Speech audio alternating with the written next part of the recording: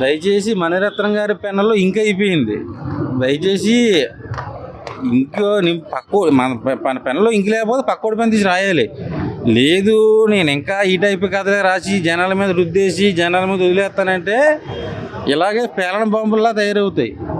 దీనికి ఏంటంటే తగలైఫ్కి బాంబు ఏమో ఎంత ఉంది, ఒత్తి ఏమో కిలోమీటర్ ఉంది.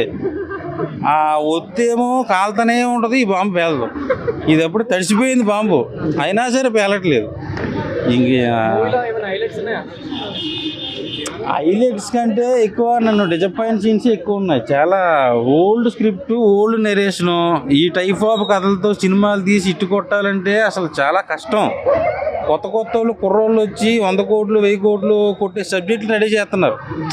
మన కోట్లు అని సినిమాలు అండి. సింపుల్గా చెప్పాలంటే నీకు ఇలాంటి కమల్ హాసన్ గారు అలాంటి ఆయన్ని, శంభు గారు లాంటి పెద్ద పెద్ద హీరోలను పెట్టుకొని ఇలాంటి సినిమాలు తీస్తే మీ మీద ఉన్న గౌరవం కూడా పోతుంది. మణిరత్నం గారి మీద ఉన్న గౌరవం.